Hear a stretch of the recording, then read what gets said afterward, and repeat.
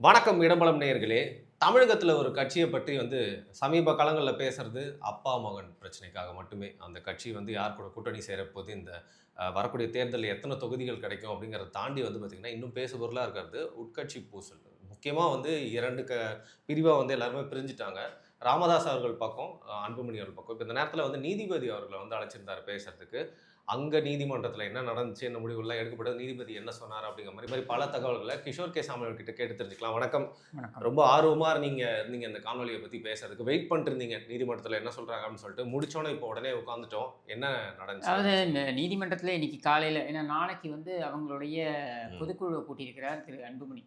அதாவது மருத்துவர் ராமதாஸ் அவர்கள் 17ஆம் தேதி பொதுக்குழு கூட்டப்படும் அப்படின்னு அறிவித்த நிலையில, இவர் அன்புமணி ராமதாஸ் அவர்கள் ம். 9ஆம் தேதி பொதுக்குழு கூட்டப்படும் அப்படின்னு ஒரு போட்டி பொதுக்குழுவாக மாத்தி, மாத்தி. அவர் ம். சொல்லிட்டாங்க. இப்ப என்ன நடந்திருக்கு அப்படின்னா, இதை தடை விதிக்கணும். இதை அனுமதிக்கக்கூடாது. நிறுவன தலைவராக நான் தான் இருக்கிறேன். அப்ப ம். நான் தான் பொதுக்குழு கூட்ட முடியும். வேற யாரும் பொதுக்குழு கூட்ட அதிகாரம் முடியாது இல்ல. அப்படின்னு சொல்லிட்டு அவர் நீதிமன்றத்துக்கு போயிருக்காரு. அது நீதிமன்றத்தில நீதியரசர் ஆனந்த் வெங்கடேஷ் அவர்களுடைய பெஞ்சுக்கு முன்னாடி அது சரி. வந்திருக்கு. ஆனந்த் வெங்கடேஷ் அவர்கள் என்ன பண்ணியிருக்காருன்னா, நீதியரசர் அ நீதி பரிபாலனம் என்பது இதுதான். எதை நம்ம நீதி பரிபாலனம்னு சொல்றோம்னா, நம்ம நியாயத்தை மக்களிடம் கொண்டு போய் சேர்க்க வேண்டும். நியாயத்தை நிலைநாட்ட வேண்டும். இதுதான் நீதிமன்றத்துடைய நம்ம எல்லாருமே வைத்திருக்கின்ற எதிர்பார்ப்பு. அதில ஒரு தீர்ப்பை வழங்குவது, இல்ல இடைக்கால தீர்ப்பை வழங்குவது, இல்ல உத்தரவு பிறப்பிப்பது அப்படின்றது எல்லாமே நீதிமன்றத்தால் செய்ய முடியும். அதையும் கடந்து ஒரு இயக்கம் அப்படின்றது இது ஒரு கொலை குற்றமோ, இல்ல வேறு சில குற்றச்செயல்களோ, பாலியல் பலாத்காரம் அந்த மாதிரியான குற்றச்செயல் அப்படின்னா, நீங்க காம்ப்ரமைஸ் அப்படின்றத பத்தி யாருமே பேச மாட்டாங்க. அது ஏன்னா அது குற்றம். ஸ்கோப் கிடையாது. சரியா? ஈவன் பாதிக்கப்பட்டவர்களே சொன்னாலும் கூட அதை ஏத்துக்க முடியாது. சில சரி. நீதிமன்றங்கள் அந்த மாதிரி தீர்ப்பு கொடுத்தது அபத்தமான தீர்ப்பு என்றும் மேல் நீதிமன்றங்கள்ல வந்திருக்கு. சரி. பட் இது என்னன்னா ஒரு கட்சி சார்ந்தது. ஒரு கட்சி என்றால் லட்சோப லட்சம் தொண்டர்கள் சார்ந்தது. அதன்படி அந்த நீதிபதிக்கு அந்த உரிமை அப்ப இருக்குங்கிறீங்களா? அந்த ஆமா. நீதியரசருக்கு முழு உரிமை இருக்கு. நீதியரசர் என்ன சொல்றாருன்னா, நான் உத்தரவை 5 நிமிடத்துல பிறப்பித்திட முடியும். ஆனால் நான் அந்த இயக்கத்துடைய எதிர்காலத்தை கருத்தில் கொண்டு, அந்த தொண்டர்களுடைய எதிர்காலத்தை கருத்தில் கொண்டு நான் ஏன்னா ஒரு சமுதாயத்திற்காக போராடக்கூடிய, ம். அனைத்து சமுதாயங்களுக்கும் போராடக்கூடிய ஒரு இயக்கம் தான் பாமக. அப்படிங்கும்போது அந்த இயக்கத்தின் மீது இருக்கக்கூடிய அந்த ஒரு நன்மதிப்பின் காரணமாக இரு தரப்பையும் என்னுடைய அறைக்கு அழைத்து, சேம்பர் அழைத்து, அங்க முதல்ல அவங்க இரு தரப்பிடம் பேச்சு. பேசிட்டு, அதுக்கப்புறம் நம்ம என்ன பண்ணலான்னு பார்க்கலாம். நான் பேச விரும்புகிறேன். இதை ம். ஒரு கோரிக்கையாக, ஒரு வேண்டுகோளாக வைக்கிறேன் அப்படின்னு தான் அவர் சொல்றாரு. சரி. இதை சொல்வதற்கு நீதிமன்றத்திற்கு முழு அதிகாரம் இருக்கு. எல்ல ஒரு இன்ட்ரெஸ்ட்ல இத பண்றாங்கன்னு நினைக்கிறீங்க? லட்சம் லட்சம் மக்கள் இந்த கட்சிய சார்ந்து இருக்காங்கன்றத தாண்டி, ஒரு நீதிமன்றம் ஏன் அத ஏன்னா அங்கீகரிக்கப்பட்ட ஒரு கட்சி கூட இப்போ இருக்கிற நிலைமையில இல்ல அது பாமக. அங்கீகரிக்கப்பட்ட கட்சி என்பதை விட, இது லட்சோப லட்சம் மக்களுடைய ம். உணர்வை மூலதனமாக கொண்டிருக்கின்ற ம். இயக்கம். அப்படிங்கும் பொழுது, ஒரு 2 தனிநபர்கள் சார்ந்த பிரச்சனை கிடையாது. அதைத்தான் நீதிமன்றம் உணர்த்த பார்க்கிறது. அதைத்தான் நான் சொல்ல வரேன். இந்த சரி. காணொளியிலும் சொல்ல வருது அதுதான். சரியா? அப்படின்னும் பொழுது, நீதிமன்றம் அவர்களுக்கு ஒரு ஒரு ஒரு வாய்ப்பை கொடுக்க வேண்டும் என்று நினைப்பதில் தவறே கிடையாது. இத மாதிரி செய்திருக்கிறார்கள் முன்னாடி. இதுக்கு இப்ப முன்னாடி நடந்தது. அதிமுகவுடைய பிரச்சனை வந்தபொழுது கூட, ஏன் நீங்கள் இருவரும் பேசி தீர்த்துக் கொள்ளக்கூடாது? ஓ! இது மாரி ஏன் கூப்ட்டு ஆமா. பேசுனாங்களா? ஏம்மா அப்ப கூட்டு பேசல. பட் நீதிமன்றம் அந்த கருத்தை தெரிவித்தது. ஏன் நீங்க சேர்ந்து பேசிக்கூடாது? அது இபிஎஸ் அண்ட் ஓபிஎஸ் தரப்புக்கு. ஏன் நீங்க 2 பேரும் சேர்ந்து பேசக்கூடாது? ஏன் நீங்க கலந்து பேசக்கூடாது? உச்சநீதிமன்றத்திலயும் அந்த மாதிரி ஒரு கருத்து தெரிவிக்கப்பட்டது. இப்ப உச்சநீதிமன்றத்தில சொன்னாங்க, நாங்க அ இதில் சமரசம் செய்து கொள்ள விரும்பவில்லை அப்படின்றத அவங்க தெரிவித்ததுக்கு அப்புறம் தான் உத்தரவை பிறப்பித்தது உச்சநீதிமன்றம். எதுலன்னா, அந்த பொதுச் செயலாளர் தேர்வு அப்படின்னு வரும்பொழுது, 2 பேரும் சமரசம் செய்து கொள்ளலாமே அப்படின்னு கேட்டபொழுது, இல்லை நாங்கள் விரும்பவில்லை. ம். ஓபிஎஸ் தரப்பு அதற்கு தயார் என்று கூறியது. பட் எடப்பாடி பழனிசாமி அவர்களுடைய தரப்பு இல்லை நாங்கள் தயார் இல்லை என்று திட்டவட்டமாக கூறிய பின்னர் தான் தீர்ப்பு வழங்கப்பட்டது. தமிழ்மகன் ஹுசைன் அவைத்தலைவராக இருந்து, அவர் இதற்கான முடிவை எடுப்பார் அப்படின்ற மாதிரியான ஒரு ம். ம். இடைக்கால தீர்ப்பு வழங்கப்பட்டது. எதுக்கு சொல்ல வரேன்னா, இந்த மாதிரி பிரசிடென்சி இருக்கு. உதாரணத்திற்கு பாபர் மசூதி வழக்கு. ம். ராம் ஜென்மபூமி, பாபர் மசூதி, ராமர் கோவில், பாபர் மசூதி வழக்கில் பார்த்தீங்கன்னா, மீடியேஷன் பண்ணுங்க அப்படின்னு கோர்ட் ஒரு மீடியேஷன், அதாவது நீங்கள் சுமூகமாக பேசி தீர்த்து கொள்வதற்கு ஒரு வாய்ப்பு. சரி. அப்படின்னு ஒரு குழுவை அமைத்து, தமிழ்ல பஞ்சாயத்துன்ற வார்த்தை யூஸ் பண்ணலாமா இதுக்கு? இந்த பஞ்சாயத்துன்னு சொல்ல முடியாது, கலந்து பேசி ஒரு முடிவுக்கு வருது. சரி, சரி. நீங்க நீதிமன்றங்களே இப்போ பிரிட்டிஷ் காலத்துல தான் நீதிமன்றங்கள்னு வருதுங்க. அதுக்கு முன்னாடி என்னங்க இருந்தது? பஞ்சாயத்து தான். பஞ்சாயத்துகள் ம், ம். அவங்க அந்தந்த இடத்துல வந்து பேசி தீர்த்து ஒரு சுமூகமான ஊர் தீர்வை பெரியவர்கள் எட்டிக் 2 கொள்வார்கள் தரப்பும் அப்படின்னு சேர்த்து சொல்லிட்டு, பேசிப்பாங்க. அந்த மாதிரி வந்து நீதிமன்றமும் கூட அதற்கான வாய்ப்புகளை வழங்குவதற்கு ஸ்கோப் இருக்கு. இதை நீங்க கட்ட பஞ்சாயத்துன்னு எடுத்துட்டு போக முடியாது. சரியா? அது அதாவது ஒரு விஷயத்தை, ஒரு தீர்வை நீங்கள் பேச்சுவார்த்தையிலேயே கொண்டு வர முடியும் என்றால், அதற்கு தான் முதன்மை இத அது குடுக்கணும். வாய்ப்பளிக்கப்படும். வாய்ப்பளிக்கணும் அப்படின்ற அடிப்படையில தான் நீதிபதி அதை ஒரு நல்லெண்ண அடிப்படையில அவர் செய்றார். அது செய்வதற்கான அதிகாரம் அவருக்கு இருக்கிறதா என்றால் முழுமையாக இருக்கிறது. சரி, இப்போ நீங்க இது வரலாற்றில் நடந்திருக்கு. இப்போ அது ஒரு உரிமையில தான் கூப்பிட்டுருக்காரு சொன்னீங்க. இன்னைக்கு என்ன நடந்தது? அத அதுதான் அதில கேட்க வந்து ஆவலா என்னன்னா, இருக்கு. அன்புமணி ராமதாஸ் அவர்கள் ஆஜரானார் நீதிமன்றத்தில் நேரடியாக. நமக்கு வரக்கூடிய தகவல்கள் மருத்துவர் ராமதாஸ் அவர்கள் அவருடைய தைலாபுரம் தோட்டத்திலிருந்து ம். வீடியோ கான்ஃபரன்சிங், அதாவது காணொளி வாயிலாக அதன் அவர் மூலியமா இணையறாரு. ஆனார் அப்படின்ட்டு. அந்த பேச்சுவார்த்தைக்கு அப்புறம் நமக்கு வரக்கூடிய தகவல் என்னன்னாக்க, அதில் சுமூகமான தீர்ப்பு ஏற்படாத நிலைன்னு நான் நினைக்கிறேன். ஏன்னா, அதுக்கப்புறம் பார்த்தீங்கன்னாக்கா 2 தரப்பு வாதங்களையும் கேட்கிறார் சரி, நீதியரசர். அப்ப 2 சரி. தரப்பு வாதங்களையும் கேட்கிறாருனால என்ன அர்த்தம்? சுமூகமா வராம அவங்கவங்க நியாயம் பேசிட்டு அவங்க இருக்காங்க அவங்களுடைய அப்படின்னு. பக்கம் சட்ட வாதங்களை கேட்டு இன்றைக்கே நான் தீர்ப்பு கொடுத்து விடுவேன் என்று சொல்லியிருக்கிறார். இப்போ இதனால இப்போ இவ்வளோ நேரம் வீடியோ டிலே பண்ணதுக்கு காரணமே தீர்ப்பு வரும், அதாவது ம். அந்த உத்தரவு வரும் அப்படின்றதுனால தான். ஆனால் இதோட அடிப்படைக்கு உள்ள போவோமே. ஏன்னா இங்கே நிறைய பேர் பார்த்தீங்கன்னாக்கா அவருக்கு பேட்டி எடுக்குது. ம். அப்புறம் வியாழக்கிழமை வந்து ஆமா ஓகே. இல்லங்க அப்படின்னு எனக்கு ஷாக் எக்ஸ்பிரஷன்லாம் வேறு கொடுப்பாங்க. யான் பண்றதுக்காக நீங்க ஏதோ தப்பா எடுத்துக்கிட்டீங்க. இப்போ வியாழக்கிழமை அவர் ப்ரெஸ் மீட் கொடுக்குறாரு. மருத்துவர் ஆமா, ராமதாஸ் ஆமா. அவர்கள். இது என்னன்னா, அவர் பொலிட்டிக்கலா சில மூவ் பண்ணணும்னு பார்க்குறாரு. ம், சரி, ம், அவருடைய வயது, மூப்பு அப்படின்றது அவருக்கு ஒரு சில கன்ஸ்ட்ரெயின்ஸை கொடுக்குது. அவரால வந்து டிஸ்அட்வான்டேஜ் கச்சை இருக்கு. கட்டிக்கொண்டு இறங்கி ம். சண்டை போட முடியாத ஒரு சூழல் ஏற்படுது.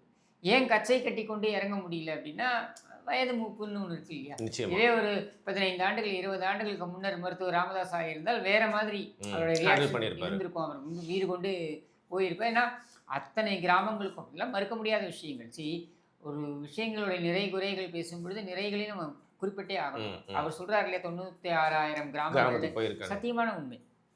ஒவ்வொரு கிராமத்திலையும் போய் திண்ணைதோறும் அமர்ந்து அந்த மக்களுக்கு விழிப்புணர்வை ஏற்படுத்தி அப்படித்தான் அந்த கட்சியை வளர்த்தார். சரி. அதை வந்து நம்ம மறுக்கவே முடியாது. ஸோ வீடியோ கான்ஃபரன்சிங்ல இணையறாரு அவரு. அப்போ அவர் வந்து இணைந்து அது சொல்ல முடியல, அவரால் அந்த தீர்வை கொண்டு வர முடியல. ஆனால் எனக்கு என்ன புரியல அப்படின்னா, மருத்துவர் ராமதாஸ் அவர்களுடைய உழைப்பை நான் குறைத்து மதிப்பிடலை. சரியா? அன்புமணி ராமதாஸ் அவருடைய திறமையை பற்றி நான் வந்து பெருசாக அதை வந்து சிறுமைப்படுத்த நான் விரும்பலை. சரியா? இது ரெண்டுமே இருக்குது. மருத்துவர் ராமதாஸ் அனுபவசாலி என்று வைத்துக்கொள்வோம், அன்புமணி ராமதாஸ் அவர்கள் வந்து திறமைசாலி என்றே வைத்துக்கொள்வோம். ஃபேஸ் வேல்யூவில் எப்படியே வச்சுப்போம். சரியா? பட் அதை கடந்த என்னுடைய கேள்வி என்னென்னா, இது எப்படி 2 தனிநபர்களுடைய பிரச்சனையை கொண்டு வந்து ஒரு கட்சியுடைய பிரச்சனையாக மாற்றி மக்களுடைய பிரச்சனையாக நீங்கள் எப்படி கொண்டு வருகிறீர்கள் அப்படின்னு நீதிபதி கேட்கிறாரு. இல்லை, நான் கேட்குறேன். ஓகே. நீதிபதி அவருடைய உத்தரவை பிறப்பிக்க போறாரு, இது சரி. விட்டுருங்க. ம். பட் இதையெல்லாம் கடந்து எனக்கு அது புரியல. ஏன்னா மருத்துவர் ராமதாஸ் அவர்களுடைய பேட்டியை முழுமையாக எல்லா பேட்டிகளையும் நான் பார்க்குறேன். சரியா? இந்த பேட்டிகளில் அவர் சொல்லக்கூடிய விஷயங்களையும் நான் பார்க்குறேன். இது வந்து தந்தை மகனுக்குள்ளே இருக்கக்கூடிய ஒரு பிரச்சனையாக தான் தெரியுது. ஓகே, இந்த கட்சி பிளவுபட வேண்டும்னு நான் நினைக்கல சத்தியமாக. பாமக மீது நன்மதிப்பு கொண்டிருக்கின்ற காரணத்தினால தான் நான் கேட்குறேன். மனசாட்சியை தொட்டு எல்லாரும் சொல்லட்டும். ஒரு தந்தை மகனுக்குள் இருக்கக்கூடிய ஒரு இல்லத்திற்குள் நடக்கக்கூடிய பிரச்சனை, இதை எப்படி நீங்கள் மக்களுக்கான பொது பிரச்சனையாக நீங்கள் மாற்றுவீர்கள்? இப்ப நீங்களே திமுகலயே இந்த வந்து மாதிரி ஒரு பதிவு பிரச்சனை பண்றீங்க. இருக்குங்க. இல்ல, திமுகலயே ஆமாங்க. இப்ப பாத்தீங்கன்னா முதல்வர் வந்து தன்னோட மகன் வரக்கூடிய விழாக்கு வந்து கடைசியா வந்து அவரோட அட்டென்ஷன் ஃபுல்லா அங்க போயிடும்ன்றதுக்காக ஏங்க, சில விஷயம்லாம் இதெல்லாம் பண்றாரு. சரி, நீங்க அவங்க 2 பேருக்குள்ள அடிச்சுக்கிறாங்கன்னு வைங்க. ம். அதை கொண்டு வந்து கட்சியுடைய பிரச்சனையா மாத்துவதே முதல்ல தப்பு. நியாயம் இல்லதான். சரியா? அதுக்கப்புறம் அதை கொண்டு வந்து மக்களுடைய பிரச்சனையா மாத்துவது அடுத்த தப்பு. ஏன் அது மக்களுடைய பிரச்சனையா மாறணும்? இல்லையா? மக்கள் நீங்க மருத்துவர் ராமதாஸ் வார்த்தைக்கு வார்த்தை சொல்லக்கூடியது என்ன, இந்த ஊமை ஜனங்களுக்காகத்தான் நான் வந்து ம். குரல் கொடுக்கிறேன்னு சத்தியமான உண்மை. அதில் ஒன்றும் மாற்று கருத்தே கிடையாது. அவர் குரல் கொடுத்திருக்கிறார். சரி. போராட்டங்கள் பல நடத்தி இருக்கிறார். இதில் எந்த இடத்துலையும் நான் வந்து குறைச்சி மதிப்பிடல. தயவு செஞ்சு அதை மாற்றி புரிஞ்சிக்கூடாது. ஆனால் நான் நியாயமான கேள்வியாக வைக்கிறேன். மருத்துவர் ராமதாஸ் அவர்கள் வந்து அவருடைய மகன் சரியாக நடத்தவில்லை என்றால், அல்லது மரியாதை குறைவாக நடத்துகிறார் என்றால், மருத்துவர் ராமதாஸ் அவர்கள் அவரை வீட்டிலிருந்து தள்ளி வைக்கலாம். சரியா? கட்சியில் அவர் மீது நடவடிக்கை எடுப்பது அப்படின்றது, கட்சியில் அவருடைய நடவடிக்கை சரியில்லை என்றால் கட்சியிலிருந்து தள்ளி வைக்கலாம். இதை இரண்டையும் செய்யாமல் அவரையும் வைத்திருப்பேன், ஆனால் இந்த பிரச்சனையை நீட்டித்துக் கொண்டே போவேன் அப்படின்றது எந்த விதத்தில் ஏற்றுக்க நீங்க முடியும்? சொல்றது உண்மைதான். நம்ம நம்ம அவர் பேட்டியெல்லாம் பார்க்குறப்போ வந்து அந்த குடும்ப நிகழ்வுகள் என்ன நடந்துச்சு? அது பொங்கலுக்கு அவங்களுடைய தனிப்பட்ட தோட்டத்துல பிரச்சனை. அது சொல்றாங்க. சொல்லிட்டு வந்து அவர் ஏன் வந்து நீக்கல அப்படிங்கிறதுக்கு ஒரு சரியான பதில் அவர்கிட்ட இருந்து இப்ப வரைக்கும் வரல அப்படிங்கிற மாதிரி அதுதான் தான் சொல்றேன் நான். அப்போ தந்தை மகன் பாச போராட்டம் அல்லது தந்தை மகனுக்குள்ள இருக்கக்கூடிய Ego clash. இப்ப பிணக்கு என்பது ஈகோ கிளாஷ் வாட் எவர் பாச போராட்டம்னு சொல்லலாம், பிணக்குன்னு சொல்லலாம், ஈகோ கிளாஷ்னு சொல்லலாம், என்ன வேணாலும் வச்சுக்கோங்க. இது எப்படி கட்சியோட பிரச்சனையாக முடியும்? ஆனா நாங்க 2 பேர் தான் கட்சிங்கிற இது மாதிரி எப்படி நிலைமை இருக்கு. பொதுமக்களுடைய பிரச்சனையாக முடியும்? ஆனா எங்க அது வந்து இது ஆனா பொதுமக்களோட பிரச்சனைன்னு பொதுமக்கள் சொல்றாங்க. கட்சிக்காரங்க ஃபீல் பண்றாங்க. நான் கட்சிக்காரங்கள்ட்ட பேசுறேன். அவங்க குழப்பத்தில் இருக்காங்க, விரக்தி அடைகிறார்கள். என்னடா இது இப்படி 2 பேரும் சண்டை போட்டுக்கிறாங்களே, தேர்தல் வேற விரக்தி வருது. அடைகிறார்கள். விரக்தி அடைகிறார்கள். அப்போ அவங்க விரக்தி அடையக்கூடிய அளவிற்கு உங்களுடைய தனிப்பட்ட பிரச்சனையை கொண்டு வந்து அவர்கள் மீது சுமத்துவது சரியா? இரு தரப்பையும் கேக்குறீங்க நீங்க. இது நியாயமா? அப்படின்றது தான் என்னுடைய கேள்வி. சரியா? நீங்கள் இயக்கத்தை வளர்த்தீர்கள், நீங்கள் உழைத்தீர்கள், எந்தையுமே நான் குறைச்சி மதிப்பிடல. சரி. சரியா? உங்கள் மீது மற்றற்ற மதிப்பு மரியாதை என்றைக்குமே உண்டு. நீங்கள் ஒரு சமூக போராளி, அதில் ஒன்றும் மாற்று கருத்தே கிடையாது. பட் நீங்கள் சமூக போராளி என்பது உங்களுக்கான மரியாதையை தான் கொடுக்க முடியும். உங்களுடைய மகனுக்கு உங்களுக்கு இருக்கக்கூடிய வீக்னஸை வந்து அதை வந்து நீங்கள் வந்து கட்சி மீது சமத்துவது சரியா? சுமத்தலாமா அந்த மாதிரி? இது எந்த விதத்தில் நியாயம் அப்படின்றது தான் கேள்வி. இது எல்லா தலைவர்களுக்கும் பொருந்தும், இவருக்கு மட்டும் கிடையாது. மதிமுக எல்லா தலைவர்களையும் நம்ம பார்த்து கேட்கக்கூடிய இதுதான். ஏன்னா ஒரு கட்சி எத்தனையோ பேருடைய உயிர் தியாகங்கள், எத்தனையோ பேருடைய வியர்வை, ரத்தம் இதையெல்லாம் சிந்தி அந்த கட்சி வந்து இன்னைக்கு வந்து அங்கே நிற்குது அப்படின்னும் பொழுது, அந்த கட்சியில் உங்களுக்கு இருக்கக்கூடிய குடும்ப பிணக்கு, குடும்பத்தில் இருக்கக்கூடிய பிரச்சனை, நீங்கள் உங்களுடைய மகளுடைய மகன், அதாவது உங்கள் மகள் வயிற்று பேரன் முகுந்தன் அவர்களுக்கு பதவி தர வேண்டும் என்று நீங்கள் நினைத்ததற்கு 1000 காரணங்கள் இருக்கலாம். இது நான் இல்லைன்னு மறுக்கல, சரியா? ஆனால் அந்த பதவி கொடுப்பதை இவரை எதிர்த்தார், அன்புமணி எதிர்த்தார் என்பது உங்களுடைய பிரச்சனை, குடும்ப பிரச்சனை. இந்த குடும்ப பிரச்சனையை நீ கட்சியுடைய பிரச்சனையாக நீங்கள் மாற்றுவது எந்த விதத்தில் நியாயம்? இதுல இந்த குடும்பத்துல வெளில இருந்து கட்சிக்காக வந்து ரொம்ப நாளா தொண்டாடிட்டு கட்சியில வந்து பெயர் போனவங்களா இருக்கக்கூடிய கோகாமணி அவர்களா இருக்கட்டும், வழக்கறிஞர் பாலுவா இருக்கட்டும், இவங்க எல்லாருமே தான் அதுல வந்து பாதிக்கப்பட்டிருக்காங்க. பாத்தீங்களா? கோகாமணி எல்லாம் கூட பாதிக்கப்படலைங்க. கோகாமணிக்கு என்னங்க வந்துச்சு? இல்லங்க, அவர் ரொம்ப சரியா? சங்கடப்படுறாரு. அதான் 2 சொல்றேன். பேருக்கு நடுவுல நீங்க மாட்டில முடிக்கிறாருல்ல. நியாயமாக சங்கடப்பட வேண்டியது என்ன தெரியுமா? 2 பேர்கிட்டையும் நீங்கள் சொல்ல வேண்டியது, கட்சியை எப்படி நீங்கள் வந்து பணயம் வைப்பீர்கள், உங்களுடைய தனிப்பட்ட பிரச்சனைக்கு கட்சியை எப்படி நீங்கள் பணயம் வைப்பீர்கள் கேட்டு இருந்துட முடியுமா? அப்பா புள்ள சேர்ந்துப்பாங்க, நம்மளுக்கு தான் டேமேஜ். அப்போ இது என்ன குடும்ப சண்டை. அப்ப இந்த கட்சி என்பது இந்த குடும்பம் சார்ந்து மட்டுமே அப்படின்னு சொல்ல வரீங்களா? அதுதான் இருக்குங்க. அதுதான் சொல்றேன் நான். இங்கதான் பிரச்சனை. இது தவறு. இப்போ ஒரு உதாரணம் நான் கொடுக்குறேன். சரி. ராஜீவ்காந்தி கொலை செய்யப்பட்டு விட்டார், படுகொலை செய்யப்பட்டு விட்டார். அடுத்த தலைவராக யார் வருவது, காங்கிரஸ் தலைவராக யார் வருவது அப்படின்ற கேள்வி வரும்பொழுது முதலில் காங்கிரஸ்காரர்கள் போய் நின்றது யாரிடம் என்றால் திருமதி சோனியா காந்தி அவர்களிடம்தான். அவர் மறுத்துவிட்டார். மறுத்துவிட்ட நிலையில் 2 நாள் போய் அங்கே போய் நின்று கோஷம்லாம் போட்டாங்க. அவங்க வீட்டு 10 ஜன் 10க்கு எதிராக போய் கோஷம்லாம் போட்டாங்க. போட்டதுக்கப்புறம் 3வது நாள் என்ன ஆச்சு? முடியாதுன்னு சொன்னோடனே நரசிம்மராவ் வந்தார், தலைமையை ஏற்றிக்கிட்டாரு, அப்புறம் பிரதமர் ஆனார், கட்சி பார்த்து தொடர்ந்தது கொண்டு போயிட்டாங்க. சரியா? அதுக்கப்புறம் திரும்பி சோனியா காந்தியை கொண்டு வந்தாங்கலாம் வேற விஷயம். ஆனால் இதான் நடந்தது. ஒரு டிரான்சிஷன். சரியா? அப்போது ஒரு 3 நாள் 4 நாள் இந்த பிரச்சனை நடக்கலாம். உங்கள் குடும்ப பிரச்சனையை நீங்கள் மாதக்கணக்கில் கொண்டு போனீங்கன்னா என்னங்க அர்த்தம்? அது எதுக்கு நீங்கள் வேடிக்கையாகவும் நகைச்சுவையாகவும் நீங்கள் எப்படி வேணாலும் பேசிட்டு போகலாம், சரியா? ஆனால் இதை நீங்கள் உங்களுடைய அட்டென்ஷன் கிடைக்குது, ஓகே. கட்சியில் இருக்கக்கூடிய தொண்டர்களுடைய எண்ண ஓட்டம் என்னவாகுது? தொய்வு, நம்பிக்கை, விரக்தி, ஏமாற்றம். 2 பேர் சண்டை போட்டுக்கலாம். 2 பேர் நான் செல்வாக்கு உடையவனா நீ செல்வாக்கு உடையவனான்னு சண்டை போட்டுக்கலாம். இப்போ உதாரணத்திற்கு அதிமுகக்குள்ள பிரச்சனை. நீங்கள் வந்து திருமதி சசிகலா அவர்கள் கோல் வச்ச போகிறாரா, பன்னீர்செல்வம் கோல் வச்ச போகிறாரா, எடப்பாடி பழனிசாமி கோல் வச்ச போகிறாரா, இப்படின்னு பிரச்சனை வருதுன்னு வைங்க. இது கட்சிக்குள்ளே இருக்கக்கூடிய பிரச்சனை, சரியா? இதுவே தொண்டர்களுக்கு தொய்வை கொடுக்கும். இருந்தாலும் அதாவது ஒரு ஒரு விதமான உளைச்சலை கொடுக்கும். ஆனால் அதை கடந்து யார் செல்வாக்கு அதிகமாக இருக்கோ அவங்க மேலே வந்துட போகிறாங்க ஆட்டோமேட்டிக்காக, சரியா? அந்த மாதிரி நீங்கள் பண்ணாமல் இங்கே அவரே வந்து ஒரு பேட்டியில் சொல்கிறார், எனக்கு அப்புறம் உனக்கு தானே வரப்போகுது, எல்லாமே உனக்கு தானே வரப்போகுது, அப்போ நான் இருக்கிற வரைக்கும் நான் இருந்துட்டு போகிறேன். அப்போது நான் இருக்கிற வரைக்கும் நான் இருந்துட்டு போகிறேன் அப்படின்னா அப்போ என்ன சொல்ல வரீங்க நீங்கள்? இது ஒரு பண்ணையார மனப்பான்மையோடு இருக்காமல் நம்ம பார்க்கலாம் இல்லையா?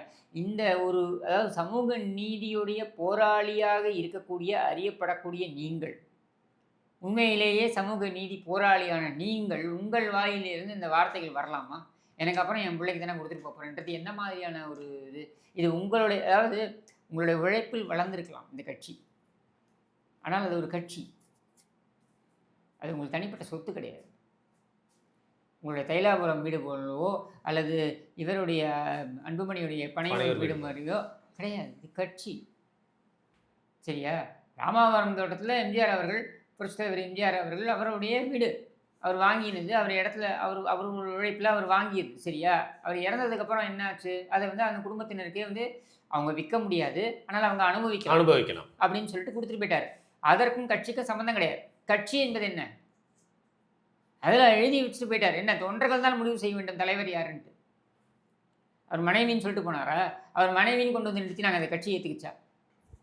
இல்லை, காலம் எல்லாத்தையும் மாற்றிருச்சு. அப்போது அது தீர்வை நோக்கி வந்துச்சுல. இல்லை, ஒரு பிளவு ஜானின் பிளந்தது. அதுக்கப்புறம் அவங்க தேர்தலை சந்திச்சாங்க. இப்படி கொண்டு போனோம். திமுகவை எடுத்து தனக்கப்புறம் யாருக்கு கொடுப்பது அப்படின்றத கருணாநிதி கடைசி வரைக்கும் சொல்லலை. ஆனால் என்ன, அவர் அடையாளம் காட்டிவிட்டு போனார். என்ன, ஸ்டாலின் தன்னுடைய வாரிசு அப்படின்றத நேரடியாக சொல்லவில்லை என்றால் மறைமுகமாக அவர் பல இடங்கள்ல அவர் நிலைநிறுத்திட்டு போயிட்டார். அந்த மறைமுகமாக சொன்னது கூட கருணாநிதி இருந்த வரைக்கும் இந்த பிரச்சனையே வரல. கருணாநிதி இருந்தபோது அந்த பிரச்சனையை அடித்துக் கொண்டிருந்தார்கள் வைங்க. உதாரணத்திற்கு அழகிரியும் ஸ்டாலினும் அடித்துக் கொண்டார்கள் என்றால் உங்க 2 பேர் பிரச்சனையை எப்படி நீ கட்சி பிரச்சனையா கொண்டு வருவ? உங்க 2 பேர் பிரச்சனை எப்படி நாட்டு பிரச்சனையா மாத்துவ? இதே கேள்விதான் கேட்கப்பட்டிருக்கும். எல்லாருக்குமே இந்த கேள்வி பொருந்துங்க. யாராவனா இருக்கட்டும், எல்லாருக்கும் இந்த கேள்வி பொருந்தும். சரியா?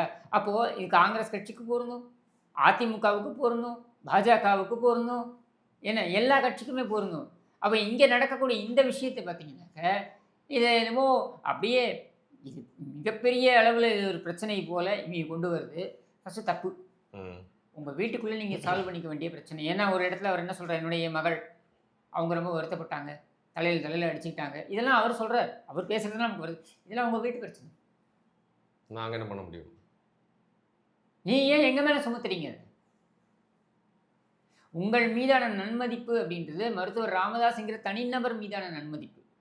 அவர் சமூக போராளி, அவர் மீதான நன்மதிப்பு. அதை உங்கள் குடும்பத்துக்கு எக்ஸ்டெண்ட் பண்ணணும்னு நீங்கள் நினைக்கிறது எந்த விதத்தில் நியாயம்? இல்லை, இது ஒரு நியாயமான கேள்வி. இது வேற. நீங்கள் மிகப்பெரிய அதாவது மருத்துவர் ராமதாஸ் அவர்களை நான் எந்த மாதிரியான தலைவர்களோ ஈக்குவேட் பண்ணி பார்க்குறேன் அப்படின்னா, பேரறிஞர் அண்ணா, கர்ம வீரர் காமராஜர், இந்த மாதிரியான தலைவர்களோட ஈக்குவேட் பண்ணி பார்க்குறேன். அப்படி பார்க்கும்பொழுது நம்முடைய நேரடியான கம்பேரிசனை தானே வரும். இவர்கள் அவர்களுடைய குடும்பத்துடைய பாரத்தை எல்லாம் கட்சி மேலே சுமத்திட்டு போனாங்களா? அதனால தான் உங்கள் கம்பேரிசன் எனக்கு அண்ணாதுரை செய்தாரா? அதனால தான் எனக்கு உறுத்துது நீங்கள் கம்பேர். சரியா? ஏன் காமராஜர் செய்தாரா? புரட்சித் தலைவர் எம்ஜிஆர் செய்தாரா? செல்வி ஜெயலலிதா செய்தார்களா?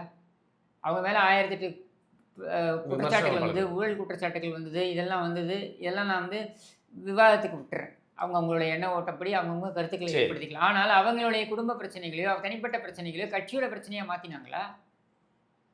அவங்க சிறைக்கு போனாங்கன்னா கவர்மெண்ட் மட்டும் கவர்மெண்ட் இயங்கிச்சு, கட்சி மட்டும் கட்சி இயங்கிச்சு. அதை முடக்கினாங்களா? இதை முடக்கிறதை ஏற்றுக்க முடியுமா? இல்லை ஒரு குடும்பத்தின் பிடியில் கொண்டு போய் ஒரு கட்சியை கொடுக்க முடியுமா?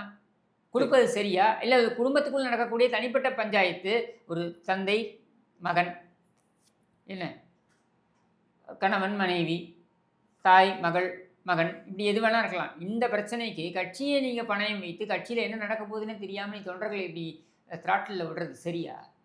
இல்லை, I think you mat your point and claim very strong. இது தவிர போக போக அதுவும் யாராவது நீங்கள் சொல்கிற மாதிரி யூட்டிலைஸ் பண்ணி அதன் மூலியமாக அதை ஏற்றி விட்டு பேட்டிகள்லாம் எடுக்கிறப்போ பார்க்குறப்போ உங்கள் கேள்வி ரொம்ப நியாயமானதாக தோணுது.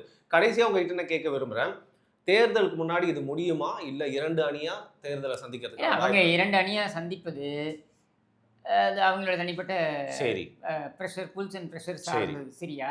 அவங்க 2 அணியாக சந்தித்தாலும் 1 அணியாக சந்தித்தாலும் இதில் ஒரு விஷயத்தை அவர்கள் தெளிவுபடுத்த வேண்டும். அது என்ன அப்படின்னா, உங்களுடைய குடும்ப பிரச்சனையை கட்சியோட பிரச்சனையாக நீங்கள் ஏன் மாற்றுகிறீர்கள்?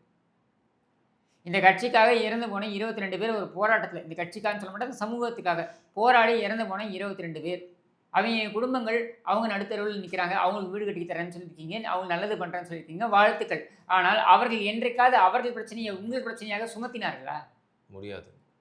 சுமத்தினாங்களா? நியாயமாக சுமத்தி இருக்கணும். ஏன்னா நீங்கள் அழைப்பு கொடுத்த அந்த போராட்டத்தில் சென்று அவர்கள் உயிரை விட்டிருக்கிறார்கள். சரியா? சுமத்தினாங்களா? இல்லை. அப்படின்னும் பொழுது இங்கே இங்கே ஏதாவது வசதி குறைவு இருக்கா? இவங்க எல்லாரையும் பார்த்து நான் கேட்குறேன்.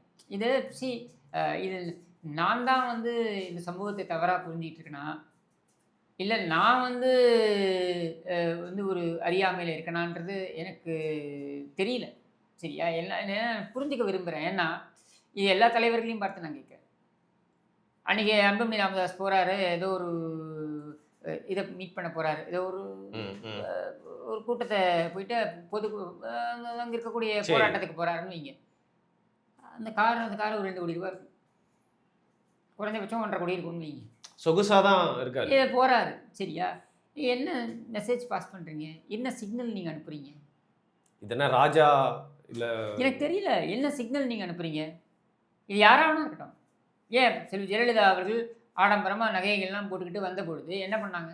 மக்கள் நிராகரிச்சது மட்டும் இல்லை, இது தப்பு அப்படின்னு சொல்லி அவங்கள வந்து அவங்களுடைய வந்து தொகுதியிலேயே அவங்க தொக்கடிச்சாங்க. அதுக்கப்புறம் நான் வந்து குந்துமணி நகை கூட அணிய மாட்டேன்னு அவங்க சொன்னதுக்கப்புறம் தான் அவங்க மேலே கொஞ்சமாவது இறக்கம் காட்ட ஆரம்பிச்சாங்க. அவங்க இறக்கும்போது அவங்க மேலே இருக்க இமேஜ் வந்து நீங்கள் சொல்கிற டைமுக்கும் கொஞ்சம் ரொம்ப மாறிடுச்சு.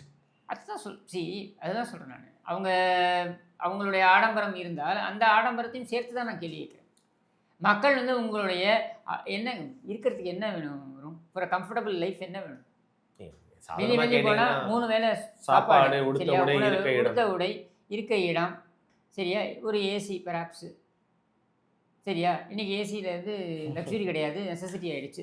சரி, ஏசி பெராப்ஸு, ஒரு மகிழ்வு, ஒரு கார், இவ்வளோதானங்க நமக்கு வேணும். இதுக்கு மேலே என்ன வேணும்? சரி, அடுத்த தலைமுறைக்கு சேஃப்டியாக, அடுத்த தலைமுறைக்கு ஒரு ஃபிக்ஸட் டெபாசிட்டில் ஒரு அமௌண்ட்டு. இது மேலே என்னங்க எதிர்பார்ப்பீங்க? இது மேலே என்ன வேணும் ஒரு மனிதர்களுக்கு? ஏன் இவர்கள் இந்த ஆடம்பரம், இந்த ஒரு பராடவும், இந்த பராடவும் இவங்களை மட்டும் நான் சொல்லலை, நான் அன்புமணி ராமதாஸ் மட்டும் நான் சொல்லலை, நான் சொல்கிறது எல்லா தலைவர்களுக்கும் பொருந்தும். அன்றைக்கி பாருங்கள், நம்ம கருணாநிதியுடைய இறந்த நாள் நேத்திக்கா, கருணாநிதி செத்த நாள். அதுக்கு பார்த்தீங்கன்னா இங்கே வந்து 5 நிமிஷம் தான் நடக்கிறாப்புல ஸ்டாலின். ஓகே, அவருக்கான ஹெல்த் இஷ்யூஸ் இருக்கலாம், அது வாட் எவர் இட் இஸ். ஆனால் 4 கிலோமீட்டர் நடந்து வரான். இவர் போய் ஏறி டிஃபெண்டர் கார் 2.5 கோடி ரூபாய் காரில் ஏறி போய் உட்காந்துட்டார். இவன் 4 கிலோமீட்டர் நடந்து வரான் பாருங்க. அவன் கோஷம் வாழ்க வாழ்க வாழ்கவே வாழ்க வாழ்க வாழ்கவேன்னு அந்த வெயிலில் கோஷம் போட்டுன்னு வரான். எனக்கு I am not able to understand. இது என்ன மாதிரியான ஒரு பற்று எனக்கு புரியல. ஏன்னா இவனுக்கு என்ன டைரக்ட் பெனிஃபிட் இதனால? இப்போ இந்த ஆட்சி 10 ஆண்டுகளுக்கு அப்புறம் இந்த ஆட்சி வந்திருக்கு. சரியா? 10 ஆண்டுகள் இவர்கள் வந்து வனவாசத்தில் இருந்தார்கள். 10 ஆண்டுகளுக்கு அப்புறம் இந்த ஆட்சி வந்திருக்கு. இந்த 10 ஆண்டுகளில் இவர்கள் வந்து அதிகம் அடி வாங்கியது, உதவி வாங்கியது யாருன்னா அந்த கட்சிக்காரன். அவன் பெனிஃபிஷரியானா அவன் பெனிஃபிஷரி இல்லை. கடைசி வரைக்கும் வாழ்க வாழ்க வாழ்கவேன்னு கத்திட்டு இருக்க வேண்டியதான். அவர் டிஃபெண்டர் காரில் போய் தைரோடைய படையில வச்சுட்டு அந்த தைரோடையோட இவங்க பிச்சு கொடுக்க மாட்டாங்க.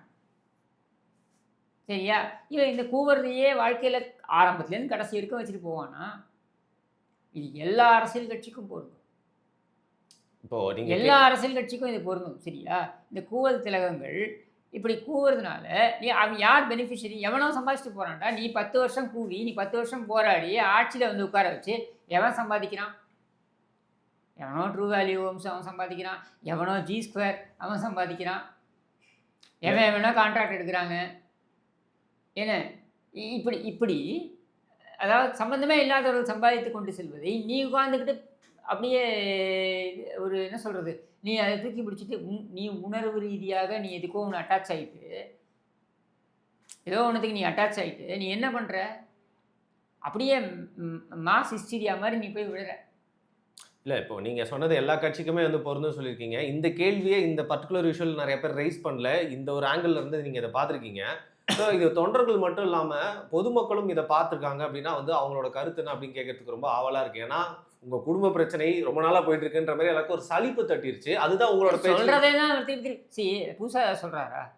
சொல்கிறதே தான் அவர் எல்லா இன்டர்வியூலையும் சொல்கிறார். நான் அவர் தப்பு சொல்லலை. ஆனால் என்னுடைய கேள்வி என்னென்னா, எப்படிங்க உங்கள் குடும்ப பிரச்சனையை எங்கள் மேலே சுமத்துறீங்க? நீங்களே சொல்கிறீங்க உங்களுடைய வளர்ப்பு சரியில்லை, அதாவது நீங்கள் வளர்த்த விதம் சரியில்லை, நீங்கள் செலக்ட் பண்ணது சரியில்லை. அது உங்கள் பிரச்சனை சார், உங்கள் தவறு.